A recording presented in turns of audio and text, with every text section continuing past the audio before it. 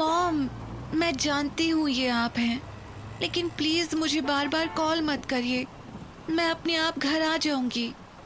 16 साल की आयशा के चेहरे से ये साफ था कि उसके साथ कुछ तो ऐसा हुआ है जो उसे अंदर ही अंदर खाए जा रहा है। आसमान में काले काले बादलों और मूसलाधार बारिश के बीच पार्क में 16 साल की आयशा अपनी दोनों बाहें फैलाए अकेली बैठी थी। तभी वहां सामने सड़क पर एक बस आकर रुकी। जब आयशा ने देखा कि बस से उतर रहे लोग भी उसी की ओर देख रहे हैं, तो उसने तुरंत ही दूसरी ओर नजरें फेर ली और फिर अपना स्कूल बैग उठाकर दूर फेंक दिया। बस से उतरते हुए लोग सोसाइटी के अंदर जा रहे थे। आर्यन और रोहन भी अपने घर की तरफ जा रहे थे, पर तभी आर्यन की नजर जैसे ही पार्क में बैठी हुई आयशा पर पड़ी, वैसे ही वो जहां का तहां रुक गया। रोहन ब्रो, ये आयशा है ना? हाँ बे, वही है। पर तू उसे क्यों देख रहा है? चल चल चल, जल्दी चल, GTA खेलना है। आर्यन और रोहन दोनों एक ही क्लास में पढ़ते थे और वो दोनों आयशा को इसलिए जानते थे क्योंकि पहली बात तो आयशा उन्हीं की सोसाइटी की थी और दूसरी, आयशा भी उसी स्कूल में पढ़ती थी जहाँ की ये दोनों। रोहन वहाँ से जल्दी जाना चाहता था, लेकिन आर्यन आयशा को इस बारिश के बीच अकेला बैठा देख सोच में डूब गया। ब्रो, ये आयशा यहाँ अकेली क्या कर रही है? देख, उसके पास ना तो रेनकोट है और ना ही अम्ब्रेला। आर्यन की बात पर रोहन उसे घूर कर देखने लगा। मैं समझ रहा हूँ तू क्या सोच रहा है। अरे वो इतने सालों से तेरी खिड़की के सामने रहती है, उससे आज तक बात नहीं कर पाया, अभी क्या चांस मारना चाह रहा है? तुझे जाना है तो जा, मैं जा रहा हूँ। रोहन की बात पर आर्यन ने कोई जवाब नहीं दिया, जिस पर रोहन तुरंत ही वहाँ से जाने लगा। सुन, थप्पड़ खाने के लिए बेस्ट ऑफ लक ब्रो। घर आएगा तो मैसेज कर देना, मैं ऑनलाइन आ जाऊंगा। इतना कहते हुए रोहन वहाँ से चला गया, लेकिन आर्यन के कानों में रोहन की थप्पड़ वाली बात गूंज रही थी। वैसे भी वो इस बात को जानता था कि Ayesha is not an easy girl to handle. न सिर्फ सोसाइटी में बल्कि स्कूल में भी छेड़खानी करने वाले कई लड़के उससे थप्पड़ खा चुके थे। वो समझ नहीं पा रहा था कि आखिर वो क्या करे, लेकिन फिर अपने मन में कुछ सोचकर उसने आयशा की तरफ कदम बढ़ाना शुरू कर दिया। वहीं दूसरी ओर आयशा की आंखों से गिर रहे आंसू बारिश की बूंदों के साथ ही हवा में गायब हो रहे थे। तभी पीछे से उसे एक आवाज सुनाई दी। तुम्हारी तबीयत खराब हो जाएगी। पीछे से आई आवाज को सुन आयशा तुरंत ही पीछे मुड़ी।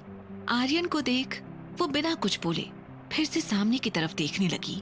आर्यन भी एक सेकंड के लिए आयशा को देख शॉक्ड रह गया। ये पहली बार था जब वो आयशा को ऐसे भीगते हुए नजदीक से देख रहा था। उसे इस बात की उम्मीद नहीं थी कि आयशा बिना मेकअप के भी इतनी ज्यादा खूबसूरत लगेगी। बारिश की वजह से उसके कपड़े भी उसके बदन से चिपक गए थे। इस वजह से आर्यन को उसका फिगर भी साफ नजर आ रहा था। इस ठंडी बारिश के बीच छाता लेकर खड़े होने के बाद भी आर्यन को गर्मी का एहसास हो रहा था। उसने खुद में हिम्मत की और आगे बढ़ा। आयशा, तुम्हें यहाँ बारिश में रहना है तो रहो, लेकिन ये अम्ब्रेला ले लो क्योंकि बारिश बहुत तेज है, तुम्हारी तबीयत खराब हो जाएगी। आयशा जो लापरवाही से सामने की ओर देख रही थी, उसने एकदम से पलटकर आर्यन को देखा और उसे घूरते हुए जवाब देने लगी। मुझ पर मेहरबानी करने की कोई जरूरत नहीं है, अपना अम्ब्रेला लो और यहाँ से जाओ। मैं जानती हूँ तुम जैसे अनजान लड़कों को पहले अम्ब्रेला देने के नाम पर बात करोगे और फिर अम्ब्रेला लौटाने के नाम पर। हाँ। अरे नहीं नहीं, तुम गलत समझ रही हो। तुम्हें अम्ब्रेला लौटाने की कोई जरूरत नहीं है, तुम इसे रख सकती हो और मैं कोई अनजान नहीं हूँ। आर्यन अपने बारे में और भी बातें बताने वाला था, पर तभी आयशा बीच में बोल पड़ी।